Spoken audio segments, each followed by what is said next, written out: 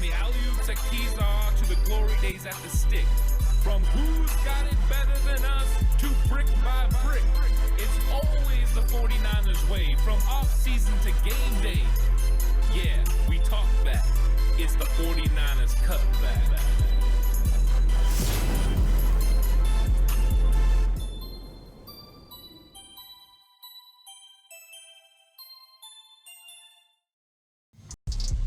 It's 49ers Cutback podcast time. Welcome to the show, everyone. Glad you guys could join me to talk about 49ers key players that are going to be out for the start of camp. And no matter how many times I've tried to tell the 49ers to not put out news when I'm unavailable, they still do. And the 49ers on Friday, they came out with news that certain players were going to start the season or start training camp, not really the season, but training camp on either the PUP list or the NFI.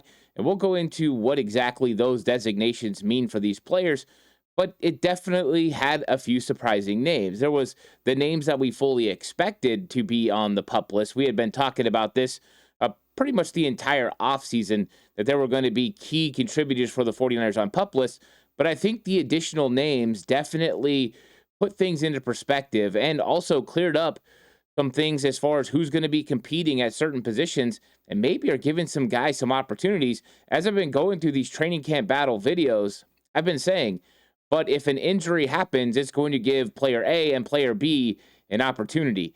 And that's exactly what's going to happen now. There are going to be players that are going to get more opportunities to step in. Now, usually the incumbent will have an opportunity to step in and regain a spot, but in one of the cases, one of these guys is not really an incumbent. He was just a presumed starter. So that just kind of throws everything up in the air. And so it's going to be an interesting conversation. But we do not need to panic. That's one of the main things. When you see these designations, you get the burst of emotion where it's like, man, again, more injuries already. 6 guys starting on the PUP list. Already 2 guys starting in the NFI. That's 8 players already. And why do the 49ers even need to put them on these lists? Well, that's what we're going to talk about in this episode. Please like and subscribe to the channel if you haven't already. I really appreciate it. If you're listening on audio platform, 49ers Cutback on Believe Network, please give it a 5-star rating if you feel that I deserve it. And of course, this episode is brought to you by Bet Online. So if you are going to bet with Bet Online. Bet Online continues to be your number one source for all your sports betting action. And with baseball season in full swing and football season around the corner, BetOnline has more ways to stay in on the action with latest odds, news, and scores, even live in-game betting. From MLB, UFC to tennis and NFL futures, BetOnline remains your choice for sports wagering info. In between games, head over to the BetOnline casino with all the top Vegas-style games, including poker and live casino. Head to the website today and take advantage of their industry-leading VIP program with level-up bonuses and weekly cash boosts. Bet Online, the game starts here.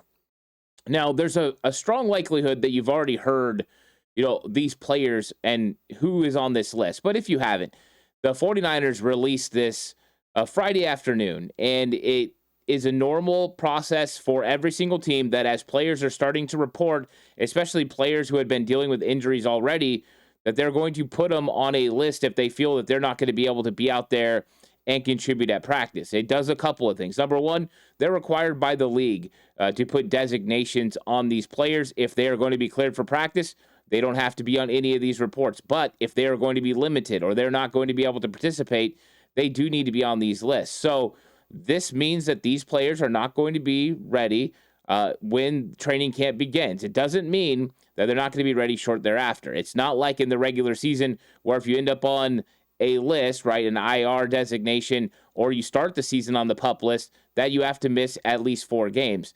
That is not the case. These guys can be activated at any point during the offseason, just whenever they are available. But what it also does is it frees up a roster spot. And when you're going into training camp, you have to have able, capable bodies that can go out there and get reps. You can't have multiple players missing at a position. So here's a situation where maybe, for instance, a guy on the PUP list in Ricky Pearsall, and we'll talk about him a little bit more in a second, let's say he wasn't going to be ready for the first week.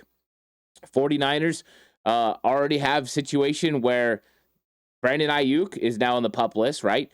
But Demarcus Robinson, he'll be practicing, but we don't know exactly when he's going to be suspended. But Jawan Jennings might have a hold in. You do not want to run into a situation where you're short wide receivers. And I know it means we'll give the young guys reps. That's true, but it's a lot of running and it's a lot of work, and you don't want to overtax these guys, and you want to make sure they all stay healthy. So one of the ways you do that is you put a player that's going to miss on the PUP list, and then potentially you go out and you sign somebody. And it doesn't mean they're going to sign a big name wide receiver. What it does mean is they could bring in somebody that can go get some reps, somebody that they can take a look at, a young guy, or they can bring in a veteran that's kind of skirted around the league a little bit to come in and give them an opportunity to practice, but more so to give reps so that way they can give others breaks. It doesn't mean they're going to take reps from the young players. They already had it all worked out who was going to get reps. It just means they have an opportunity. So the PUP list, for all those who don't know, is a physically unable to perform list. Players placed on this list, of course, are dealing with injuries, and they're just not going to be available when training camp practices start. But they are a part of the team. Nothing changes with that. It's just a temporary claim, so that way they can get back off, are back onto their rehab, and they can get to work, and they don't have to worry about getting back out there. Now, when it comes to NFI is your non-football injury list, which means they got hurt away from this facility. They got hurt away doing things with football, and there was a couple of guys that ended up on that list as well. So the players on the PUP list for the San Francisco 49ers, Brandon Ayuk, which I don't think Ayuk surprises anyone.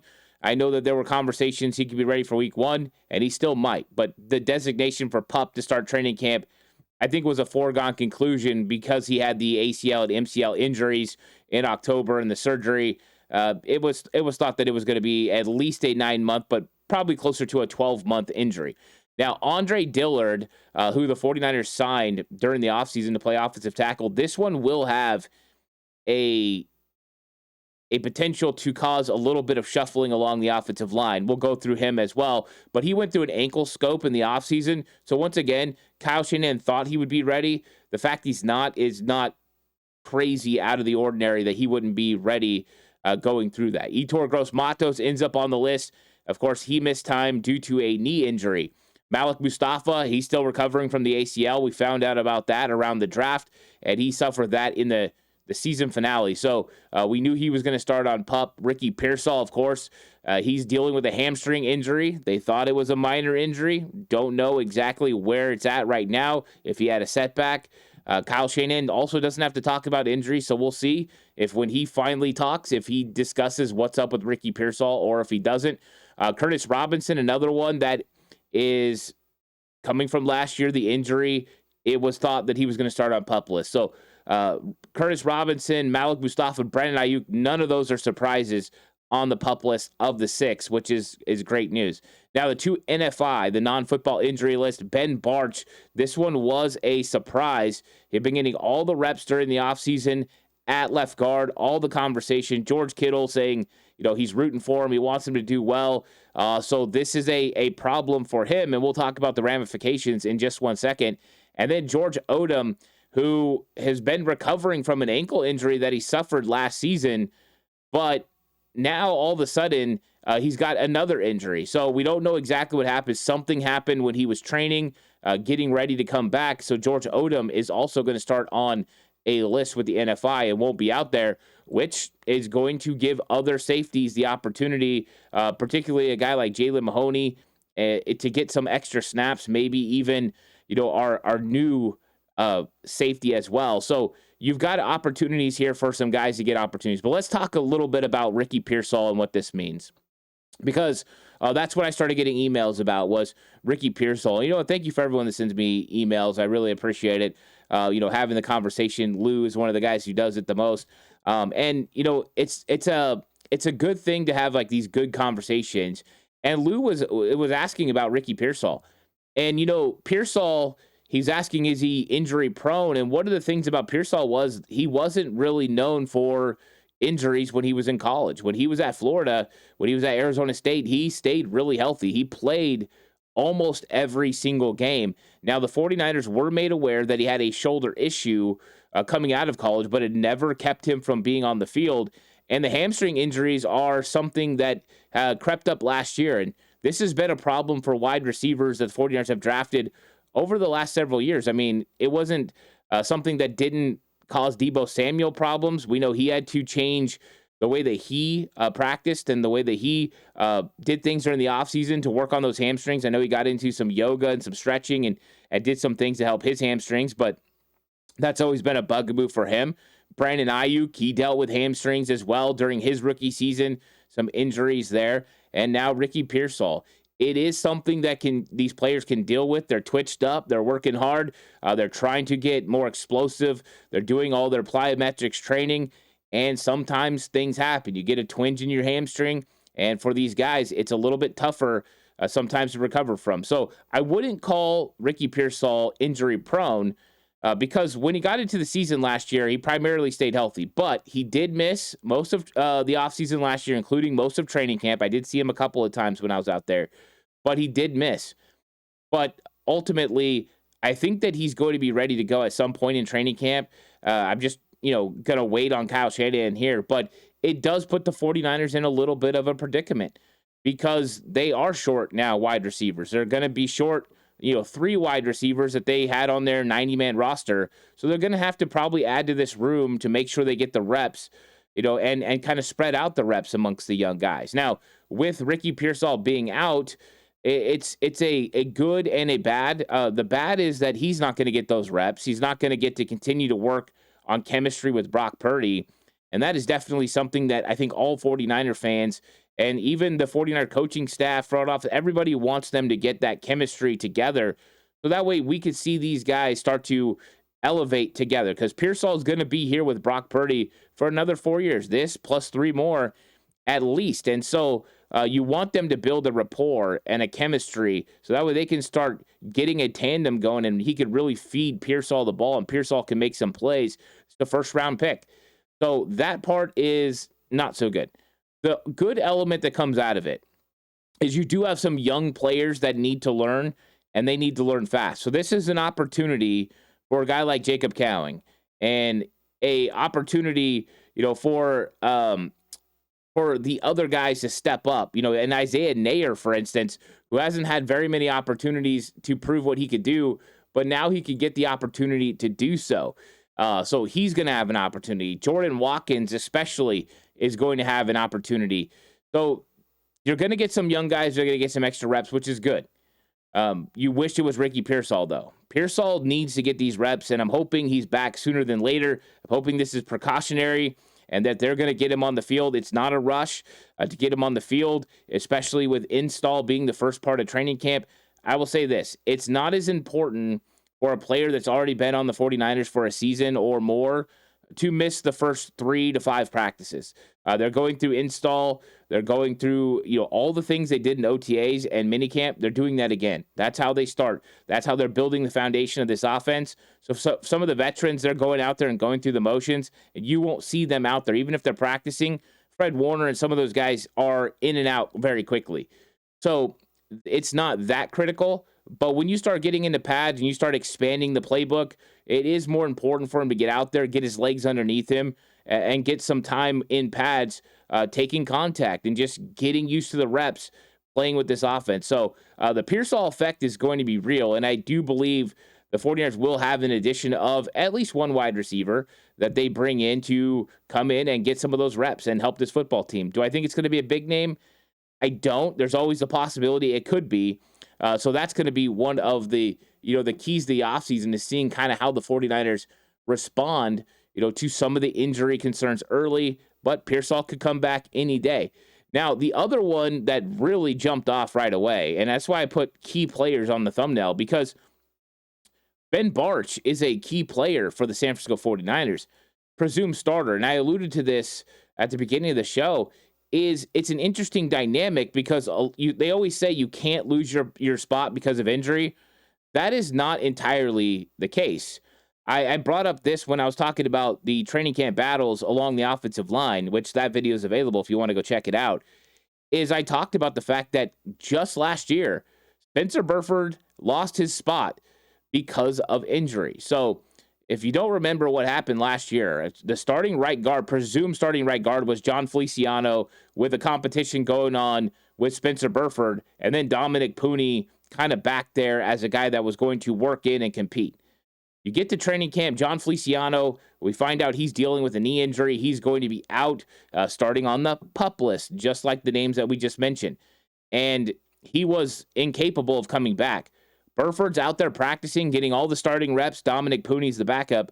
And about 3 to 5 practices in, I don't remember exactly when, Spencer Burford broke his thumb. When that happened, he was not able to practice. He couldn't have contact. They were translating into pads. And that gave the opportunity to Dominic Pooney, and Pooney never looked back. Burford never got that position back. Now Burford is getting potentially kicked out to tackle. So your fortunes can change in a heartbeat. And Ben Bartch has been the presumed starter the entire offseason. Everybody said it since he re-signed. Everyone's alluded to it. He's been getting the reps in minicamp. It was supposed to be Ben Bartch. Then the designation comes that he's on the NFI list. Now, we do not know how long Ben Bartch is going to be out. But it only took Spencer Burford being out a couple of weeks for him to lose his spot. So depending on how long Ben Bartch is going to be out, this affords an opportunity to a couple of guys. And there's probably more in this, and it was fun because I put it out on Twitter. I was at work, so I wasn't really able to go live or do a video or do anything like that. But I was able to kind of get on Twitter and put some stuff out. And one thing I brought up immediately was Ben Bartch being injured now gives an opportunity to Nick Zakelj and Matt Hennessy to compete for left guard. And John Chapman didn't miss a beat, and he said, hey, but what about Spencer Burford? Is he still playing tackle, or is he going to go into guard? And I think that that's an added element to this, but another guy on the PUP list might prevent that from happening. We'll talk about that in 1 second. But you got an opportunity now for Nick Zakelj, who 49er fans were super high on when he was drafted, me included. And then we seen it kind of, go down, our expectations for Nick Zakelj, because year 2 was not very good. He really struggled. He couldn't pick up center. It was a real problem for him. But year 3, we saw improvement at practice. We saw him be able to handle center. He got better during the preseason. And when Ben Bartch got injured at the end of last year, Nick Zakelj stepped in and played decently. His pass blocking was superb. He did really well, graded out as one of the better offensive guards in the league, pass blocking in limited snaps, of course. He only played a couple of games, but his run blocking is still not there. So Bartch, when you're talking about more consistency, he definitely had it. But Zakelj, when it came to pass blocking, it's there. My argument has been that if Nick Zakelj could be better at run blocking and he could improve 10 points in his PFF grade, for instance, I just think he needs to get more consistent. If he gets more consistent and gets more movement at the point of attack, there's a real chance Nick Zakelj never looks back. Because I don't think there's a huge gap between him and Ben Bartch. They're both very athletic. I think Bartch has the edge in athleticism, but they're both very athletic. They both have a lot of length. They're both tall. There's a lot of flexibility and versatility between the two to play guard and center, which plays a big part in who the 49ers select, as even the depth at the position. But Zakelj is the better anchor of the two. He's the guy that doesn't give up as much push as Bartch. So it's a unique battle that now Ben Bartch can't compete in. I do believe Bartch had the edge coming in. I think he was going to be the first team, get all the reps, and Zakelj was going to have to do something to blow the doors off to get an opportunity. But now that's not the case. But it's not just Nick Zakelj, it's also Matt Hennessy.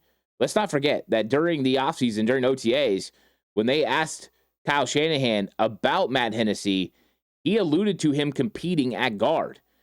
So Hennessy, a lot of people were believing last year when he came in that he was hopefully going to be the eventual replacement for Jake Brendel.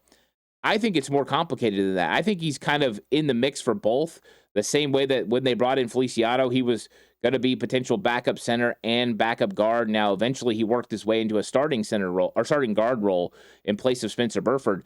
But there is a chance now for Matt Hennessy to start at left guard as well. He fits the system. He's got versatility. He's also a guy that's a little bit more balanced when it comes to his abilities. He's not a guy that's graded out as good as Ben Bartch, and he hasn't pass blocked as good as Nick Zakelj, but he's a better run blocker than Zakelj. So this is going to be an interesting dynamic with those guys. Now let's throw in the Spencer Burford conversation. We just talked about him losing his spot last year at right guard. Last year, also, Chris Verser threw him in at left guard a little bit. It was hit and miss. It was inconsistent, to say the least. Now they've been giving Spencer Burford all the left tackle reps. And one of the things about how the 49ers handle training camp is Trent Williams doesn't practice that much. He takes vet days off a lot. And a guy like Jalen Moore used to get all those left tackle reps. And Chris Verser said last year he felt bad for Jalen because Jalen Moore couldn't get involved in trying to take the left guard spot or the right guard spot. He wasn't afforded that opportunity because he had to take all those reps at left tackle, and they needed him there during training camp. Well, now Jalen Moore leaves, and now you've got Spencer Burford in that situation. I'm sure the 49ers would love to put him in that left guard spot, like John Chapman alluded to on Twitter. But here's the problem. The other tackle that you would potentially have playing that left tackle spot is Andre Dillard, and he's starting on the PUP list as well. Now, how long is he going to be on there? I don't know. And maybe he comes back and then the 49ers can fool around with Burford. But I think Burford's going to be getting all those snaps at left tackle to start the season. I think Austin Pleasance is going to get the backup right tackle reps behind Colton McKivitz. So you don't have a lot of depth at tackle already. So I don't think that Burford's going to be involved in this. I think he's going to get Jalen Moore. He's just not going to have the opportunity to move into left guard right now, making it Zakel, making it Hennessy, who are probably going to get it. And I know there's people that are saying, what about Connor Kobe? I don't think it's out of the question now that Connor Kobe gets some reps at guard early on. And we'll see where they place him. The 49ers have been, for whatever reason, since Chris Verser's been the offensive line coach, very in tune with putting whoever the guard is at right guard. As a backup, right? Aaron Banks, he played left guard in college. It didn't matter. His rookie season, right guard. Dominic Pooney played left tackle, so an easy adjustment would be left guard. No, he played right guard at training camp.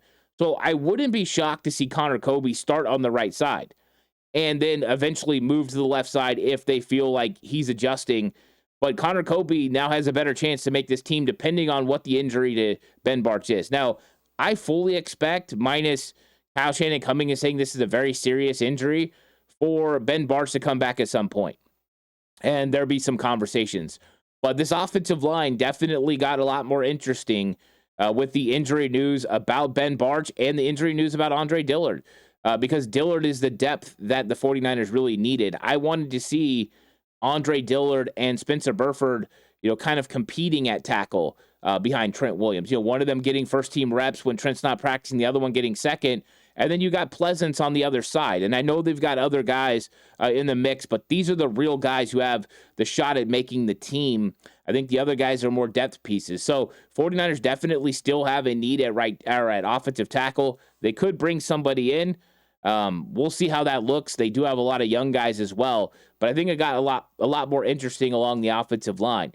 Now, Yetur Gross-Matos was somebody that's been out during the offseason, but we didn't really understand, that he was going to continue to be out. And the 49ers definitely would love to have Yetur Gross-Matos, for the main parts of this season, because I do think that Robert Saleh has a unique plan for him. He's going to use him a lot in that Arden Key role, and I think he's going to have a chance to put up numbers. But Yetur Gross-Matos has had an offseason, between him dealing with the injury to the knees, had a knee injury that he's been dealing with.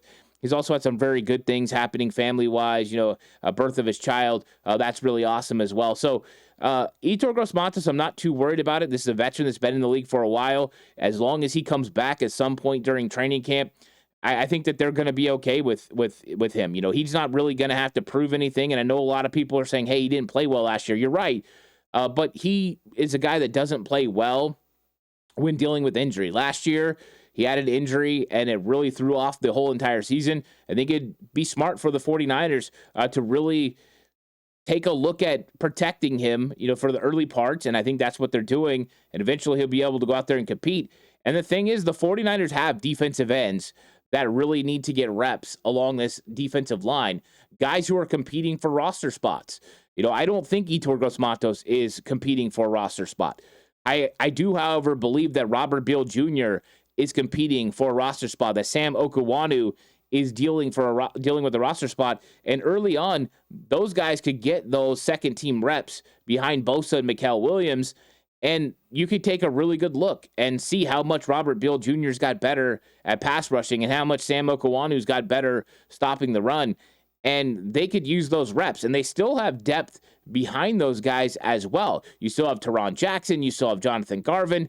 They could go bring in another guy early, depending on when you're going to get Yetur Gross-Matos back. But remember, reps at the early part of training camp for defensive linemen, it's easy to rotate these guys through. There's not as much physicality because you're not in pads.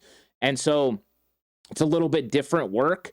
And so it's not as pressing as it would be for some of the other positions. So wide receivers, you're still doing 7-on-7. You're still running, 30-yard routes, 40-yard routes. So that's why you have to have that depth at the position. But overall, Yetur Gross-Matos, seeing him on the name, it does make, or on the list, does make you cringe a little bit. But I think he's going to be okay. And when he comes back, he's going to make a difference for this football team. Now, when you look at the safety position, they have two guys starting on PUP, with Malik Mustafa, who was expected, but also with George Odom. So the depth at safety definitely took a little bit of a hit. It went from, you have 7 safeties on the roster, and now it's going to fall down to 5. And so 5 safeties in a rotation is not terrible because you need to get a lot of reps for Jason Pennick, for Richie Grant.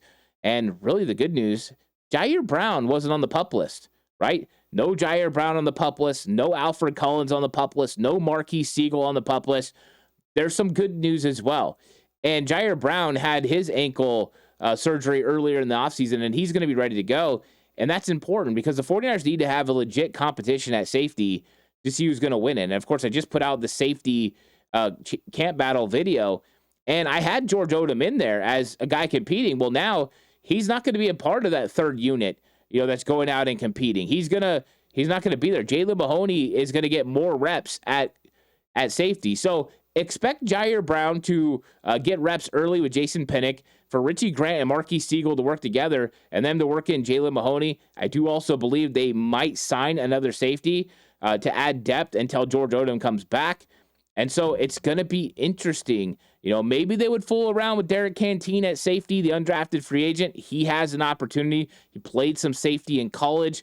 He could definitely do that, so that would be interesting. I don't think they want to fool around with Upton Stout, but a lot of teams saw Upton Stout as a potential safety. But I don't think this hurts the 49ers too much with Odom. I think they do want to take a deep, hard look at him because they'd like to have him on special teams. But it's definitely creating some opportunities, for players to get extra reps.